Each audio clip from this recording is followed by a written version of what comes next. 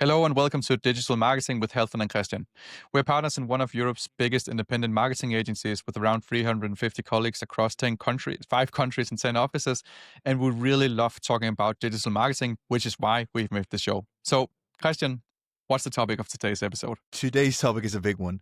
So we've looked through our tech stack and we have chosen the 11 AI tools we use right now for digital marketing that we just love using. And we hope that this could be some kind of inspiration for you guys. Maybe there are some tools here that you didn't know of. And then we also have 3 that we are absolutely not using, and we're going to explain to you why.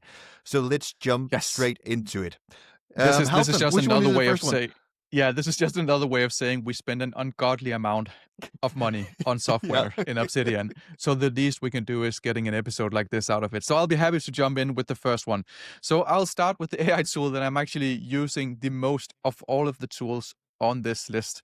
So this is my main AI tool today and what I use for most day-to-day tasks. And I'm talking about the general purpose AI agent Manus. So Manus is a general purpose agent, so it's not a large language model. It uses other large language models. So that means that Manus is actually using Gemini 3.0 and is probably using Grok and is probably using ChatGPT 5.2 and so forth. But Manus added an additional layer on top of it. So you still, like when you log in, you still have the same text prompt, so I can write stuff here. But when I go to Manus to create a task, it'll do the entire task. And a great example of this and how I often use it is in analysis presentations. So as a marketing consultant, I do slides. I do a lot of slides for pitches and presentations. Slide and warriors. Everything. Yes, we're slide warriors. So what I do is I might pull out data from Ahrefs, and I might pull out data from Facebook Ads Library and Google Ads, and then I'll upload it into Manus as a file and say, please analyze all of this stuff, do a correlation study, do diminishing returns analysis, do all types of different analysis, then format it, and then create a presentation around it in my usual colors. And then I have like a preset how my design guidelines are. And with ChatGPT, you'd usually do them one at a time. So start by doing the analysis, and then create some visualizations. And then in the end, give me some visualizations that I myself will then copy and paste into another slideshow. But Manus just does everything. And that's kind of the thing. It's not a large language model. It's a general purpose agent. So you think you kind of have to understand this. You don't do a portion of your task. It'll try and do the entire task if you're able to give enough context and data. So me being able to create a big presentation with a lot of really valuable analysis and number crunching and have it put them into a presentation and do it myself in maybe 30 minutes is super valuable in my daily work. So my most widely used tool is actually Manus. It's not ChatGPT. It's not Gemini. It's Manus, number 1 for me. What's number 1 for you? Number 1 for me is a massive daily time saver. And I don't know about you, Helfner, or actually I do, because I'm one of those persons that I hate typing on the keyboard, especially on my phone, because my thumbs are too big. You're the psychopath who talks in public. You'll be sitting in public into into my device using the dictation tool there is. However, since we are from Denmark, which you probably can hear, Danish and dictation is not quite good. So there's a lot of mistakes there, and it has been a headache for me for quite some time because I am quite fast on a keyboard, both on the computer, but also, actually, to be honest, on the phone. However, I'm much better at just talking loudly, thinking without thinking in my head, but saying things out loud. And I missed this tool that could understand everything I said, especially in Danish, because the standard the dictation tools out there is not that good in Danish. So when I actually heard about this from one of our colleagues, Wispr Flow. It's amazing. It's a speech-to-text AI tool where you can just whisper. You can just talk very, very, very calmly to your microphone, and it will still catch up. It will still pick up what you just said and write it out. So you should imagine that on your computer you have some kind of of key on your keyboard that you have allocated to. This is the shortcut for activating Whisper Flow, and then you can just whisper into a microphone, and it will write down everything you just set to your microphone. And using this while using AI LLMs, Gemini, ChatGPT, and so on, you can give it so much more context than if you just sit down and write on your keyboard, because that takes some time. And I know Halfdan would say that he's much faster on a keyboard than he is at speaking, but I know that is not true. The thing is, I actually tested this tool because of you, and it gives you a word per minute count. So, you can do the typing test, and I can do around 130 to 140 words per minute, which puts me in top 1% globally, I might add. But the thing is, like, I immediately, when I started talking, went to 230 words per minute, and I can't possibly go to 230 with a regular keyboard. Then it has to get one of the like autistic keyboards you like wear like this to do that. So I can see that I am talking faster than I write, even though I write really fast. The thing is, it picks up on everything you say, and I write more concisely than I talk. So it'll add like and I think that I would like to, like, it'll add a number of words that don't really provide any value or context. So it will literally catch anything you say. So you are also less efficient on a per word basis than if you type, but it is more efficient. And I must admit that I have actually started using this tool, albeit not in public, because that would be kind of psychopathic to do that. My second tool that I want to highlight here has to be make.com. And this is kind of an obvious one, but I can see that a larger portion of Obsidian's AI endeavors is happening within this tool. So make.com, if you don't know of it already, is a flow builder like Zapier or N8N. And it's my impression that this is probably the tool that's currently winning in terms of flow building and AI agents.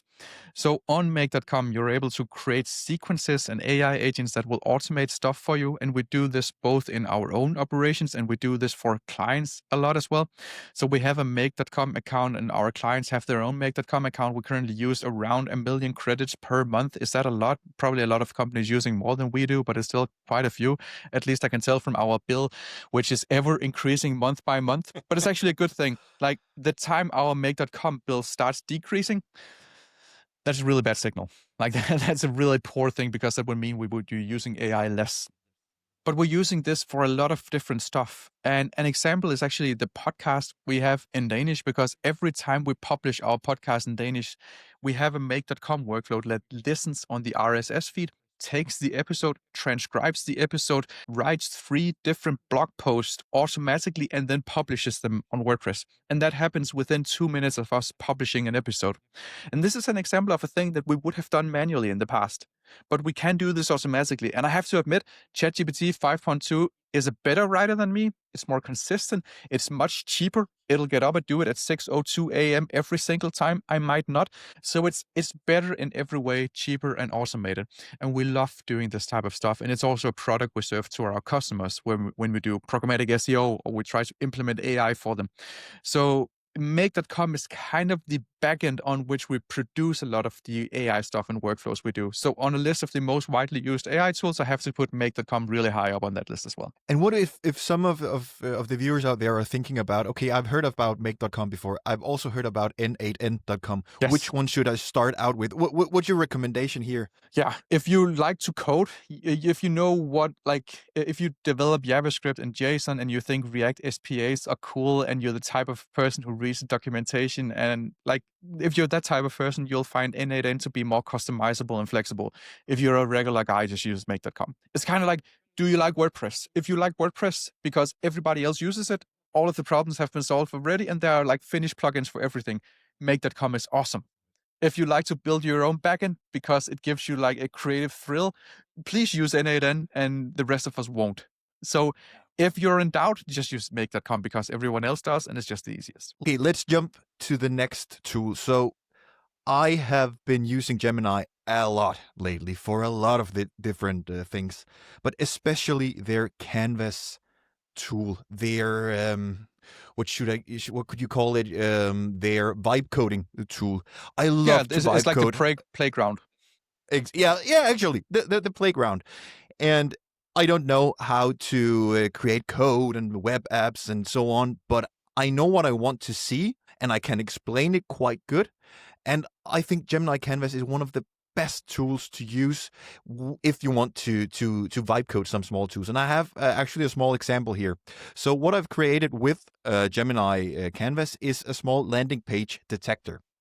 So if you could imagine that you have a competitor or some e-commerce you want to look at, deep dive. So what we're looking at here is all of the 279 landing pages Loop earplugs have created, and you can see which ones they have modified the latest. Yeah.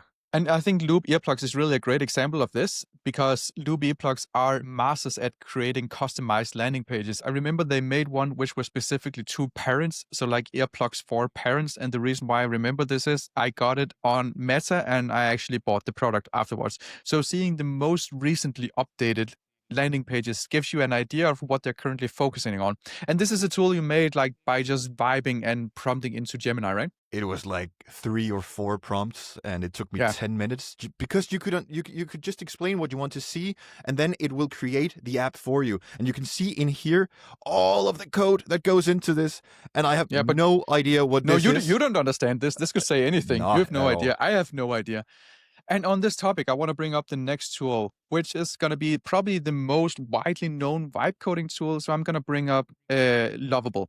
So this is a Swedish startup, and as Danish people, we're like super envious of Sweden making this startup because it's an amazing product. But with Lovable, you're also able to vibe code products into existence. And I have an example of this because just this week, I discovered that there is an API for for Facebook Ads Library. And I don't know if you know this, but there's this site called Shopify where you can find like APIs for all type of different stuff. And I was searching for APIs to see if I could do something funny one evening. And I found an API for Facebook ad libraries. And the thing is, on Facebook ad library, if you're advertising within the EU, because of EU regulation, you can actually see how much reach a given ad has. So you can like estimate how much money is being spent if you like insert a fixed variable for ad spend. So you say like an average, conversion focused campaign on Meta will cost, let's say 12 USD. If you then take the reach, which you're legally obliged to be able to see, and then multiply that with an average CPM, then you're actually able to estimate the spend cost of a given company or a marketing spend. So what I did is I bought the domain marketing-spend.com, marketing-spend.com. The domain marketing spend without a dash was actually for sale, but it was like $31,000. And for a project I made in 2 days for fun, I thought that was a bit of a bit of a stretch maybe.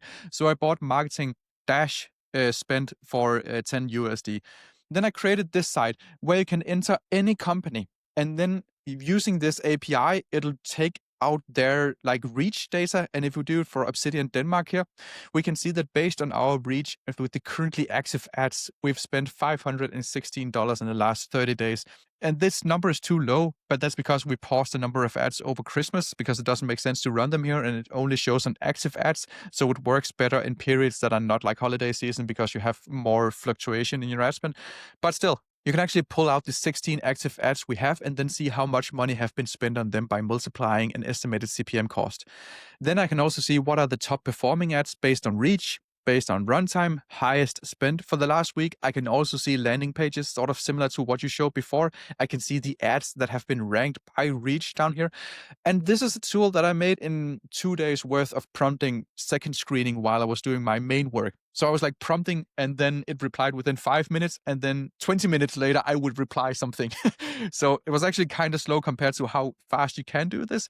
And the total cost in terms of Lovable credits to build this site was around $10. So ridiculously cheap, to be honest, compared to what it would have cost to build this. So +1 for Lovable as a vibe coding tool. What's the next tool on your list? I'll stay in the Gemini universe, but I would like to underline how insane the Nano Banana image generator is, because I love using Nano Banana, and I just want to show you a quick example of how great it is at the moment. So this is an example, and it was just for fun, but it's just to show you how insane it is, where I've uploaded an image of the two of us, Halfdan, after hosting a webinar at our Copenhagen office. Yeah, we look great. And exactly, yeah. And this t-shirt looks great. It's Oh dear. Oh it's yeah. the That's local your football favorite. team. Yeah, that's your favorite football team. It's definitely not my favorite football team though. Exactly. So now you might have guessed what I'm gonna do. So I've actually asked Gemini Nano Banana to try and see and if it could put the T-shirt on you. And let's look at the result here. Just Wow. look at how the T-shirt folds and how it looks on you. And just for reference, this was the original image where you were actually having a shirt on, so you couldn't Yeah. see your arms. But Nano Banana is crazy. I think And it's slightly decreased the size of my biceps by accident, but besides I that, think besides that, I think it's fairly accurate. I'm afraid.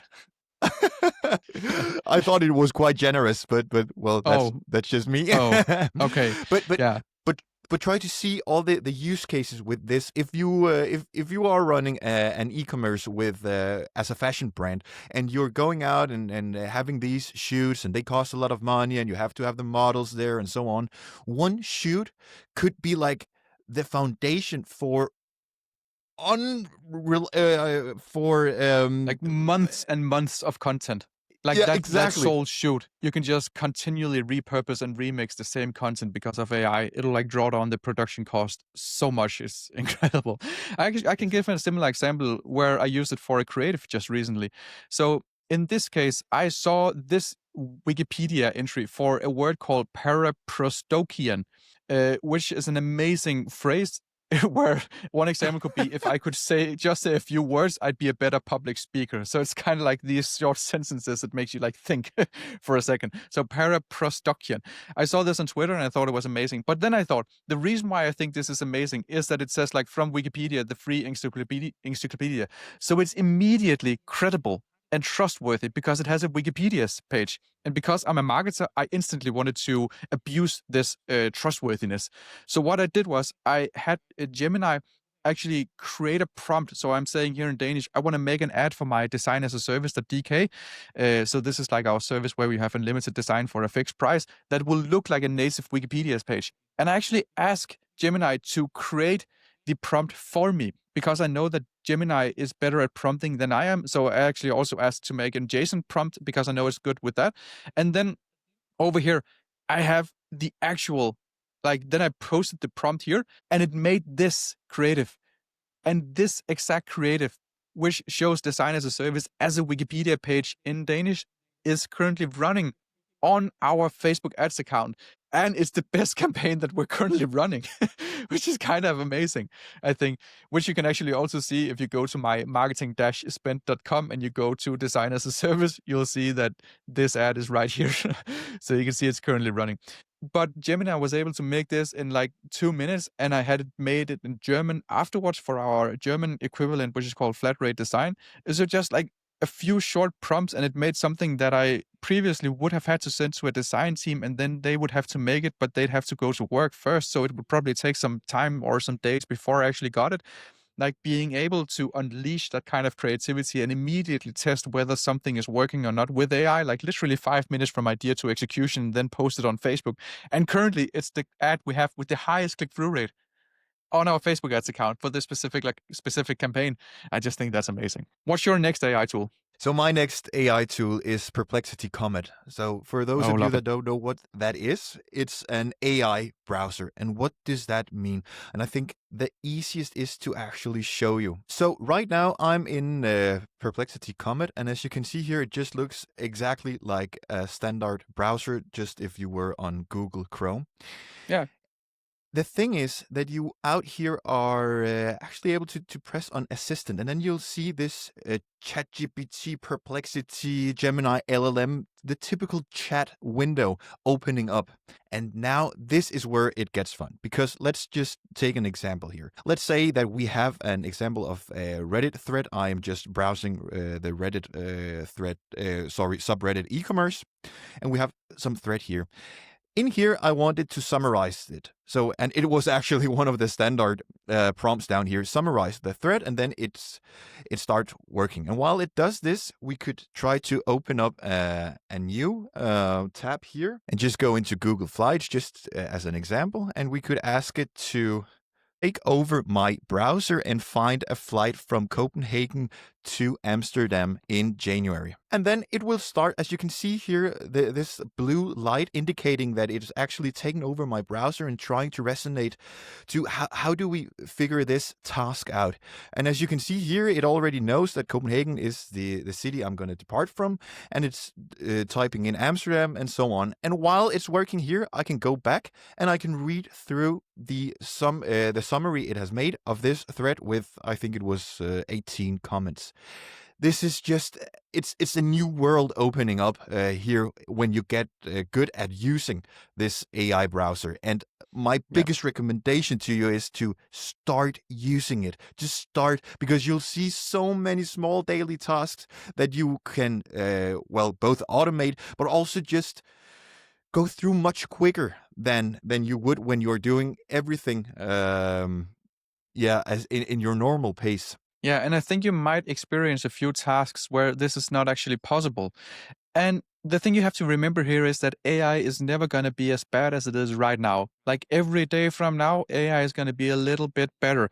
So my recommendation would also be to start using an AI browser, and Perplexity Comet and ChatGPT Atlas are the two most widely used AI browsers currently. And they're both based on Chromium, which is the open source build of Chrome. So if you're used to using Google Chrome, you can actually import all of your bookmarks and extensions, and they will continue to work on this new browser. But I agree on the recommendation of starting to use these, because I think inevitably this will become the default in terms of using a browser online. And if you're starting right now, you're going to be amazing at using it when everybody else is just going to start out. So huge recommendation there. If I have to mention just a small tool by the end of my list, it would have to be also like a content related tool, and that's going to be SubMagic. And this is one of the first AI tools that we actually subscribe to in Obsidian, submagic.co. And this is still one of the tools that we use the most. And that's because we do a lot of videos, small videos, long videos. We actually do them for our Danish podcast as well, where we create small clips for Instagram, for TikTok, for YouTube Shorts. And the thing is, you need subtitles because a lot of people view them without sound. Making subtitles manually is a huge pain. Uploading them to SubMagic and having an AI tool automatically make them, and also do the design and like sound editing, and like so much is within the same tool. So when you go into this tool and you upload a short video, you can actually also upload a long video and it'll create a short video for you. It's so easy to actually just create a template that you like, start working with the titles, and just, you can even implement B-roll. You can automatically fix the sound with a single click of a button. Like, you could do so much different stuff, trim the video, fix the small things that actually got wrong. But in my experience, it actually gets most stuff right. Like, we have to edit very, very little. There's a few words where it's not sure and it'll mark them with red so it's easy for you to find them. But in my experience, it actually does most things right. So in terms of our own distribution and tools that we use to create content, I think SubMagic is right up there with the most important of them, because this allows us to create short form content, which is what makes the web go at the moment. So a huge recommendation for this tool as well, and this is super cheap to actually use. Now, let's go to the list of tools that we're not using very much here by the end, because we mentioned there's a lot of tools we do use: Wispr, Gemini, Nano, Manus, SubMagic, and so forth. There's a few tools that we don't use very much. Which ones are those? What's the first one on your list? The first one is Grok. And this is not biased against Elon Musk or X or anything. It's just a bad tool, to be honest. I don't know if you've had good experiences with Grok. I've never had any good experiences I want with it. Grok to work. Like, Twitter or X is my main platform of choice. That's where I spend the most of my time. I'm not on Instagram. I don't dare create a TikTok account. Like, I use X, and I would love for Grok to work. I even subscribed to Grok because I want it to work so much. So I have the best version of it, and it's bad. It's just bad. The only great thing about Grok is it never says no. So when I upload a movie poster to Gemini and ask it to replace the Tom Cruise with me, Gemini will say, no, I can't do that because it's copyrighted work. I can't do that. Grok will never say no. It will immediately replace Tom Cruise with me. The thing is, it's not great. So Grok will do it, but it will do it bad. Whereas if I can persuade Gemini to do it somehow, it'll do it better. So Grok is my least favorite large language model, despite being the one that I actually pay the most for currently, because I have a yearly subscription. That was a mistake. Then I have OpenAI. Agent Kit. Do you remember OpenAI coming out for the developer day a few months ago and like making Agent Kit where you can now build your own agents within the OpenAI ecosystem? The very big thing, like just a few It months ago, was right? such a huge launch. LinkedIn was on fire. TikTok was on Oh yeah. fire. Instagram Like Reels everywhere. rest in Yeah. peace, make.com. You'll never use it again. Yeah. Have you seen anyone use Agent Kit since then? Absolutely not. I was actually No. wondering whether it still was a thing. Yeah. Can you go into it in OpenAI? can use it. You can use it. It's open. It's open. You can use it. It's just no one does because it kind of sucks. Like it's not a very good tool. It's clumsy. You can't integrate with tools outside of the ecosystem. It's very limited in usage. Like it's just a bad tool. And I know there was news recently about OpenAI pressing the red button internally, so kind of going into like disaster mode. And the reason the reason that's being reported is that the OpenAI have probably done too many side quests. They've done too much stuff they probably shouldn't do. They should focus on the core user experience because they're actually being overtaken by especially Gemini right now. Like the empire strikes back, and Google is the empire that is currently striking back on the rebels from OpenAI. And I think that makes sense because dedicating resources to Agent Kit, which kind of sucks ass, probably wasn't a very good distribution of resources internally within OpenAI. So I can kind of see why they would want to press the red button and disaster button and actually try and do that. And speaking of which, the third that's going to be mentioned here is OpenAI Atlas, which is the OpenAI browser, which no one really is using because it's built on it's built on Chromium, which is the same as Perplexity, but Perplexity came out 2 and 3 and 4 months before, so it's actually even more advanced. So they're kind of basically the same tool, but Perplexity came first, and I think in my personal experience also it works like a tiny bit better even. It's just no one is using OpenAI Atlas, and I think that's another example of the side quest that they probably should not have done. Do you agree on that?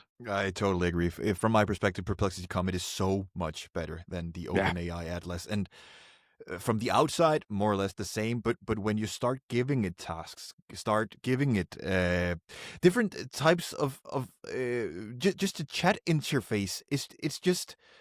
Yeah, I can see myself changing Perplexity Comet over to OpenAI Atlas. Yeah. I could see a future where Google Chrome comes out with a Gemini version of the AI.